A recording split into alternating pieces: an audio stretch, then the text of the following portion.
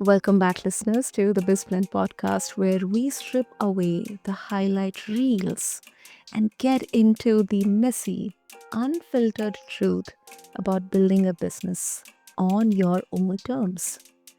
Now, yeah, I'm your host, Sana, as always, here, and I'm bringing up a conversation today, which is personally I have been looking forward to because not because it's filled with hockey stick growth charts or overnight success stories, but because it isn't.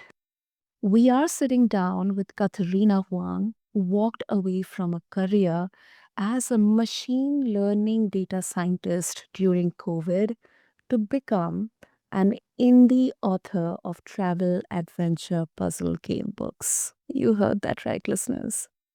And she went from algorithms to puzzles, from corporate predictability to creative chaos. Now, listeners, her story isn't about escaping the grind to find some mythical work life balance paradise. No, it's not. It's about self acceptance, learning to be flexible when nothing goes as planned, and taking what she calls safe risks. She's also the front person of a metal band that, in her words, pays even less than writing. So clearly, we are dealing with someone, listeners, who's figured out how to redefine fulfillment on her own terms. So let me tell you, this isn't a pep talk. Nope. It's a real conversation about what it actually takes to leave behind the structure of corporate life and build something entirely your own. The fulfillment, but then also the fear, the financial realities, and the moments when you wonder if you made a huge mistake. So let's get into it. And Katharina, welcome to BizBlend. I'm really, really excited for this one. Thank you so much for the beautiful introduction. I love it. Thanks for having me on the show. Oh, it's so interesting, Katrina, because from tech to non-tech, um, and I think COVID, what it has been like 5, 6 years now when we got hit with COVID. A lot of people. In fact, I also, during the COVID, I didn't get affected by the layoffs, but it all happened like after COVID. Like all hell broke loose, layoff, and then some here and there somehow trying to, still get myself stuck onto this so-called stability of the corporate life. But then, the reality, it hits you like this, like it's like this huge n- dream that, kind of gets completely out. Like you get out of that dream and you realize that no, this isn't what it is right now. I have to pivot. And somehow it happens, maybe sometimes it happens through chances, like you are there on the right time in the right place for the right people, or you carve out your own path. And I think for me, as a person, if I would have taken interested, I would always love to learn from people, hear their stories, hear their journeys, who have carved out their own path. And I'm very, very, very, excited because it seems like you have really carved out your own path. So yeah, this is really, really exciting, Katrina. Yeah, I hope it's gonna inspire some people, but I don't know. I'm still on the path. I can't tell you if I'm gonna succeed or not, but yeah, I can tell you how I did it so far. It's been 2 years, and I think at the very least I have the means to do another year, and that's good enough for me. Hmm. And I'll come to your journey and the transition here, but something in the intro that you mention is safe risks. Now it's counterintuitive. It's counterintuitive. I've heard about calculated risks, and then sometimes I believe that when people talk about, okay, I can take risk, but I'm not taking it right now. And sometimes people, they get labeled as, okay, you are thinking about it too much, just do it, or you're overthinking, you're an overthinker, you fear a lot. But then I also believe that not everyone is same. Like somebody can take a huge risk, they may fail or they succeed, But then I would appreciate a person who is very mindful and cautious, taking a very safe risk here because they are aware, they know what they're doing, they know what is going to work, what is not going to work. So, how would you define safe risk here? Like, especially for entrepreneurs, founders. Yeah, it's it. Uh, yeah, I just came up with this phrase, safe risk. But I guess I can talk a little bit about where I'm coming from. Yeah. Um, my background, all of my family, including extended family and my partner's family and all my friends, they are all salary workers. They are all, I would say, mostly like highly educated. Mm. Um, I'm the only person in my family that doesn't have a PhD degree, and I'm very proud of that. Yeah. But yeah, it's kind of that mentality. You work hard, you work smart, and then just stay on, have a stable life, and you get to enjoy uh your retirement life when you retire. That is the entire mentality that I was raised in. Um, but then, as you grow up, you kind of see some of your beliefs fall apart, and that's what happened to me during COVID. Um, I'm lucky I wasn't that affected by COVID either. I think it's interesting that tech actually hired more people in the first few years when COVID happened. Yeah. So yeah, we were lucky for a while, but my job wasn't very stable. I actually changed companies 3 times in a year, and that kind of burned me out. Um but the big thing that kind of like made me realize there's no stability anyways is that COVID happened. It was out of the blue. Yeah. My dad also had a stroke. Okay. It turned out to be a little bit more severe than we hoped for, and so he was kind of like at the cusp of his age allows him to retire, but he didn't want to because he likes his research.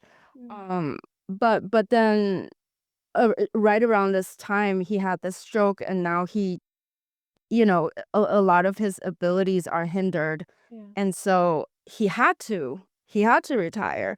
That's one thing that kind of like made me realize, life is not stable anyways. And the other thing is that, we all like were raised to believe that we will have a stable life once we retire. Once we retire, there's gonna be enough money. You're gonna have like everything taken care of. You can go like on cruises. Um, that's not the case. Like Mm. if you don't have the house, such as in my dad's situation, uh, then the life you know is already over. And so I just had this like very urgent feeling that time is running out. I'm pushing 40, and so I also felt like, oh my God, time is running out. There's actually a few things I want to do in life still. And so you talked about, taking risks later. I used to be like that. I completely believed that. But now I feel like since we don't have too much time left, I want to take risks now. If I can do it, I will take risks now. Yeah. So, and in terms of safe risk, because I always wanted stability, I always wanted a safety net. That's just how I am. I believed in that. Even though a lot of other things changed, I still believe that I want the safety net, financially or like emotionally, job wise, life wise. Um, I always think that it's good to take risks that you can lose. So for example, if you're gonna invest like $5,000, if $5,000 disappear, becomes zero tomorrow, can you pay rent? Can you still survive for the next 6 months? Like if the answer is yes, then yeah, spend the $5,000. It is your choice. So I am trying to practice that now myself. So um because I'm running e-commerce, I want to do in-house inventory, which means that I'll have to purchase things beforehand. All of the purchase is something I'm willing to lose. If I lose all of the books that I pre-printed, it's okay. I can still live. Um, so that is the risk I'm taking. On the contrary, they're like print on demand t-shirts. I'm going with print on demand instead of in-house because I felt like t-shirts is just harder. There are like so many different colors, different sizes. Right. Everyone wants different things. And the like customer service will be a little bit more involved. And so that is a risk I'm not willing to take. I don't want to spend my time on, like handling customers' issues or potential inventory issues. And so yeah, that's kind of what I meant about safe risk. I want to enjoy life, but at the same time, know that you have plan B, that you're not gonna, just like fall out of your life and have nothing. I love that. Absolutely. And I go by that because, oh my goodness, I have so many thoughts here. Like, first of all, starting with the first part of the conversation, um, like specifically in the Eastern cultures, um, and not just, not generalizing everything, but this is what something I've also observed as well here, Katharina, that, my father, our parents, they have been like 14, 15 years in that single company or the single organization, who have Yeah. retired but still feel, they, whenever they try to take rest or in fact, my father, he's like, 70 plus, he still is working. He still is working. Sometimes he thinks that he's, in his 30s or 40s, he can walk miles, he can work like 8, 10 hours or maybe 14 hours a day. But then, Mm. like practically looking, your body cannot. Your body cannot. And I think that is something that, many of us, we are trying to break out of that, because here the work, your entire work kind of becomes your sole identity, like your worth, your identity, your mere existence, it is attached with the work you are doing. If you're not doing that, or you somehow get disassociated with that, then you yourself, you are feeling worthless, let alone the people around you. So I think that is something many of people with whom I have had conversations, they're trying to break that, or come out of those shackles kind of here. And secondly, I love your clarity, because um, it's not a calculated risk, but it's like, you are mindful that, okay, you're taking a risk here, but then not at the cost of, okay, let me leave everything today. Let me follow my passion. We'll see what will happen. No, I think it's kind of irresponsible. And at the end of the day, if you have lost everything, then leave about the people who maybe would have judged you, or asked you or doubted you or your capabilities. um, what kind of answer you're going to give to yourself. And it's a very, very challenging spot to be on, because now you start to judge yourself. Now your inner critique comes into that existence, and it starts asking you, why the hell did I take that decision? Why did I do that? And you kind of, you get stuck in that vicious loop. So I think it's a very, very, it it shouts out loud clarity. It shouts out loud that you know what you're doing, and you know the risks here, the gains here, and you are responsible, you are accountable to yourself. And I think that is something many of, especially the founders and entrepreneurs, I mean, they are known to take risks. They are known, and it's a very hard journey because you are trying to bring an idea into fruition. You are putting money. Maybe you have got it from your family. Maybe you have got it from the investors. Maybe you are bootstrapped. But then there's a huge risk here. And then coupled with the external, whether it's market conditions, whether it's something like a pandemic or COVID, or whether it's geopolitical things and all that stuff. So I think the sole thing is here that I think is the clarity then, that listeners can actually take inspiration from you. Aw. Yeah, I kind of want to follow up on that a little bit more. Hmm. Yeah, I definitely had a lot of self-doubt. The clarity didn't come in one day. Yes. I think I was the most confused and depressed about my life around 2021. That's Mm. like, the shock of COVID happening died down. And then the reality set in that tech is kind of an industry that makes a lot of people work overtime.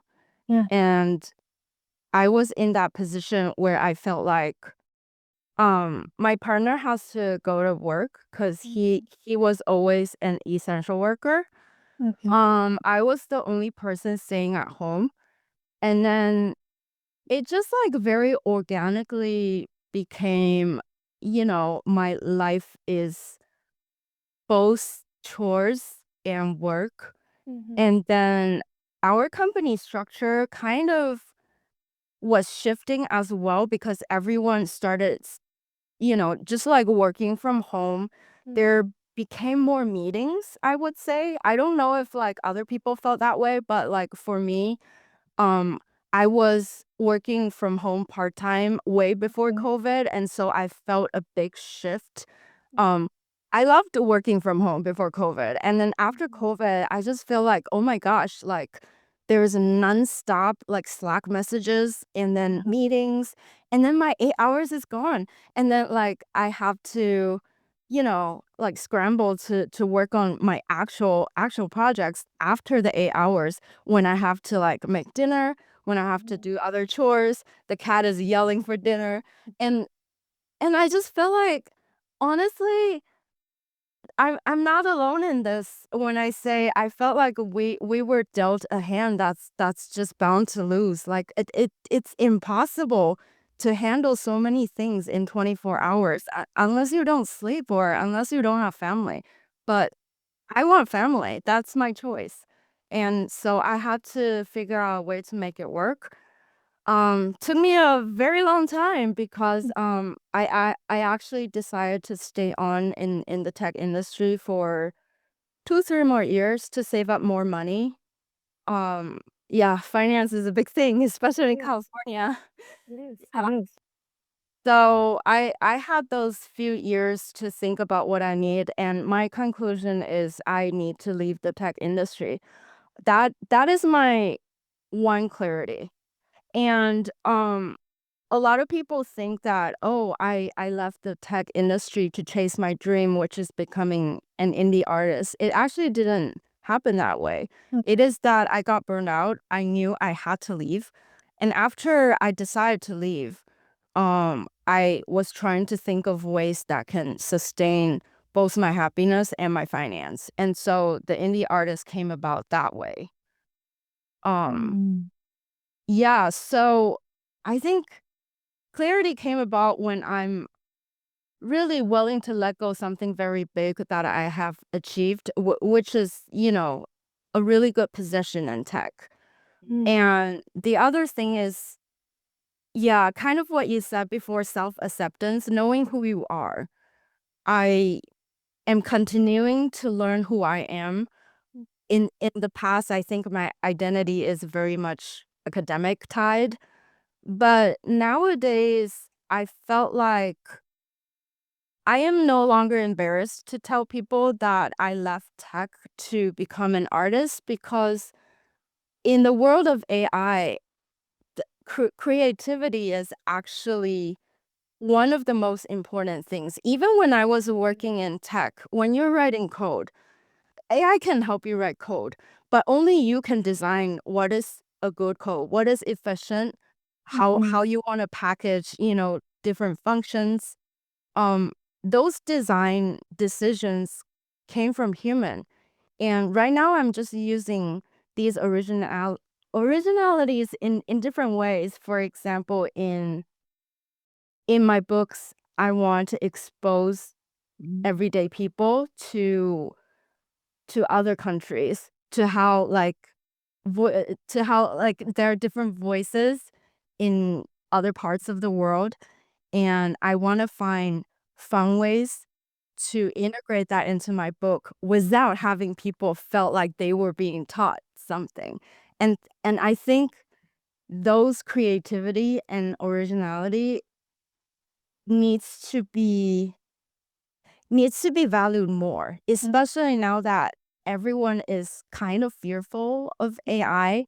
We need to know what human is different from, like what we have the value that machine doesn't have. Machine can do a lot of things better than us, but we have the thinking process. We can mutate, or we can try different things. That's what AI cannot do. And I think maybe a way to say it is that street smart is something I'm focusing on now Yes. instead of book smart. Exactly, exactly. This is exactly where, I also kind of lacked. Once again, going back to, something that you mentioned in the beginning, that you're the only non-PhD holder in your own family. Yeah.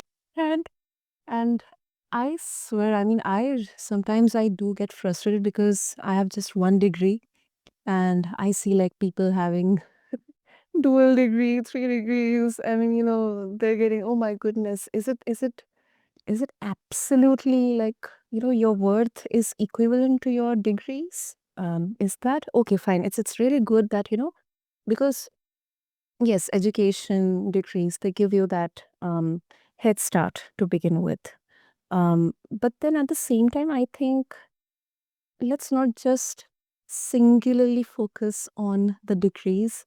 And that's where, once again, something you mentioned is the creativity, the human part here. I mean, I've actually seen, like, let's say if I have all the tools to my disposal, somebody else have the same tools to their disposal. Like, I have Claude, I have ChatGPT, I have Canva, I have this, I have that. And then the same tools are given to someone else, and both of us are asked to make a visually appealing, a good PPT here. I'm very sure both the outputs are going to be so different until unless both of them are just blindly copy pasting the AI outputs in there. Because that creativity is something which is human specific. It lies in your eyes, it lies in your brain, your mind, your emotions, how you perceive everything, and how you have an understanding of everything. So I think that's where the beauty of us humans lie. And I hope that somewhere down the line, someday, even the conventional corporate structure also appreciates that. Yeah, exactly. I'm curious, what is your degree? Oh, bachelor's engineering. Nice. But my career has been very different from engineering. Though I mean, had also a very, you can say, not illustrious, but a good academic background, like good marks and percentage. Like, my parents used to tell me that, okay, you get this, I'll gift you this. I'll get you that toy, I'll get you that thing. Like, Ah. I remember when I was in fourth grade, like my mother told me, okay, you get, the first position, I gift you a Barbie. Because at that time I was very fascinated by the Cinderella Barbie. I saw it in the shop and I was crying, like, I want to have that. And Oh. when I actually got the desired result, I got a Barbie. And that kind of became like this, a custom, a ritual. But then after, like, I got into college, I realized that, okay, marks and percentage, they all matter a lot. But then you need to have the real world education as well, the real world, like how exactly the world works here. So yeah, uh, it makes a lot of sense here. Yeah. Yeah, I'm learning how to live in the real world like now because the first half of my life is so sheltered, I would say. And you know, what I've realized is that I think it's really about, like, having more, like, resources, different streams of resources that can help you because Mhm. we never know. We never know what kind of problem is gonna come up in the future. So, now we have degree as a resource, and now we have, doing your own business as a resource, Yeah. and internet, the free internet is the resource for all of us in the 21st century. So, yeah, I just feel like I'm happy to explore and I'm kind of wild-eyed and excited about what life can give us at this Mm, point. And I think maybe that's the way to deal with, the journey. that's right. That's right. Oh, and Katrina, before we conclude, and this is something that I also sometimes, feel like asking myself. Do you ever miss the corporate world? I mean, the structure, the colleagues, that not ambience, but that, office vibe, the stability, the clear career trajectory, like maybe even the validation of a big title, a steady paycheck. Do you ever miss it? Absolutely not. 1000%. I never missed it. That's good. Um, Maybe I should elaborate. Yeah, actually there were a few times I was asked, "Oh, so when are you gonna go back to real work from your sabbatical?" Oh, And and that actually gives me some anxiety because I just, like, remembered, like, all of those memory comes back that I'm, like, sleep deprived and I'm trying to meet the deadline that I don't even care about, to be honest. And yeah, I didn't like that feeling. Nowadays, I do really miss the data science part of things. I love the real technical work. That part I never like wanted to let go. But now I'm doing it with, like running, say, Meta ads and Google ads. There's actually a lot of things you can tweak. And I think knowledge aside, the degree gave me a really good system, mhm, a systematic way of thinking. And so when I'm running, say, like ads experiments, I have a systematic way to approach it. Sometimes it's quantitative, sometimes it's, you know, how you feel. mhm, Because I think how you feel can also be a metric. Like mhm, in the tech industry, people like value metrics so much, but mhm, they only look at the number side of things. And now that we are our own boss, we don't have to listen to other people. I want to use my emotion and my feeling as a metric. I don't think there's anything wrong with it. And I think it's just the systematic approach that's important to me. Yeah. I love that. Love that how you think. And yes, this is also right that, again, once again, education, degree, at least getting a sense of how the corporate world or industries work. I think that gives us uh, a way to, have a structure, have a process in there. Some of the processes which I, now follow, I have learned them while being on the job and with some really great managers, great colleagues, and seniors.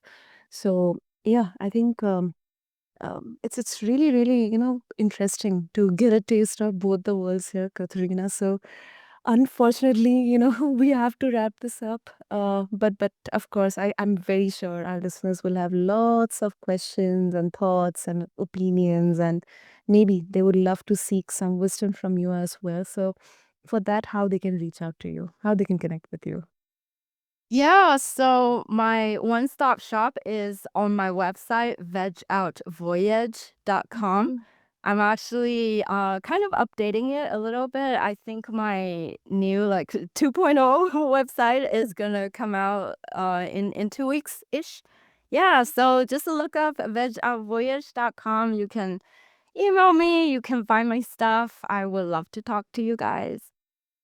That's amazing. And do you want to share something about Veg Up Voyage for our listeners? Like me? Yeah. Yeah, go ahead. Sure. So, Veg on Voyage, I started with my core product. That's the travel book. Um, my newest release is about Iceland. So basically, if Mm. you read my book, it is not text heavy. It's every page is different puzzle games, brain teasers. If you solve them, you will get actual factual information that's fact checked by human about Iceland. Either it's touristy or probably cultural or what kind of literature, movies. I just want to introduce the everyday life of different countries while, giving you all of the tourist hits. And so my next one is going to be Barcelona, but that's going to be a while. Mhm. Yeah. And then I have merch like t-shirts, all those good stuff. Feel free to look it up. And the book is also on Amazon if you prefer to buy it there. That's really cool. That's really cool. And listeners, you heard it from Katharina. I'll make sure to have all the links, the details that she shared today in this episode mentioned in the show notes. So just find them attached along with this episode on whichever platform you're listening to your podcast on.